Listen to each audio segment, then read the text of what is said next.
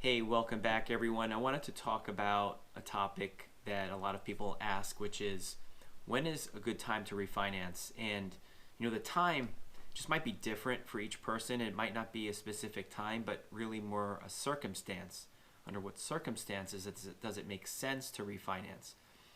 And before we get into that, one of the important things is there needs to be a net tangible benefit before you refinance, and the government put some rules in place after 2008 when that mortgage meltdown happened, because there was a lot of predatory lending, and they found that some people were being coerced into refinancing by lenders when there really wasn't a benefit to the consumer for the refinance, and they were told you really need to refinance, and all that happened was a lot of mortgage churning and fees and closing costs associated with the loan for the borrower, but the lender's earning all kinds of commissions, or the broker, whoever it was, the loan officer, and there really wasn't a net tangible benefit for the borrower. So here's when it makes sense. One, you can lower your interest rate, thus lowering your payments,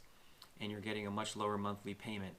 Now, you don't want to just have a lower monthly payment. There are going to be costs associated with your refinance. So, for example, if your refinance costs, $4,000, you want to make sure, really a good rule of thumb is that your monthly payment savings will be paid back within your cost of refinance will be paid back via the monthly payment savings, is what I meant to say, over the course of up to 2 years.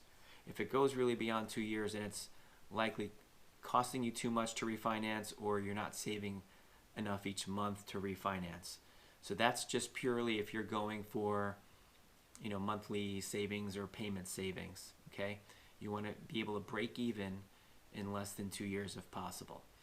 So but one of the key factors with that, though, is how long do you plan to be in the home? If you feel like you're going to sell the house anyway within the next couple of years, or 3 years, or 4, it might not make sense to refinance at that point. Just keep the loan you have, and then sell your house in a few years, and don't worry about refinancing. So another reason to refinance is maybe you want to reduce the term. Maybe you want to go to a 15-year because you are trying to pay it off, the home off, sooner. Now, that's fine, but again, the interest rate savings needs to be there. Otherwise, you can just make additional payments to your 30-year fixed mortgage that you have now, and then you don't really need to refinance and go through those costs. The other thing you need to look out for is whether or not it makes sense when it comes to the cost of money to refinance. So to go to a 15-year, refinancing for a 15-year. So right now, as I record this, it's the spring of 2020. Rates are pretty darn low, almost historic lows.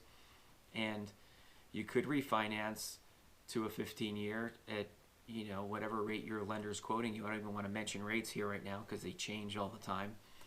But the cost of money is low, so maybe you have to look at this and speak to a financial advisor, but maybe plowing the extra principal payments into your paying down your mortgage isn't the right thing to do if you could take that money and put it to work for you and have it earn a lot more elsewhere. Markets are way low too.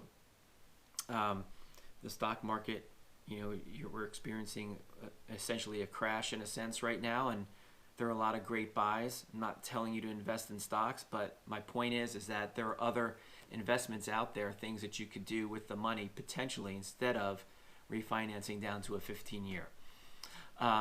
You might want to cash out money. Here's a great way to cash out and refinance, is to cash out to pay down some high interest consumer debt. You might have a lot of credit cards. You might have a car payment that with high interest. So if you have a lot of other consumer debt that's at high interest and high monthly minimum payments, it might make sense to refinance at that point, do a cash out at closing, have all those debts paid off by your lender at closing, and now you've got one much smaller total payment to offset all of that.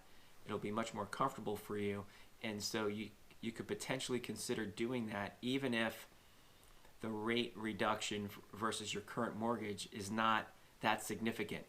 In total, you might save yourself quite a bit of money each month and a lot of interest too. So that's another example of when is a good time to refinance.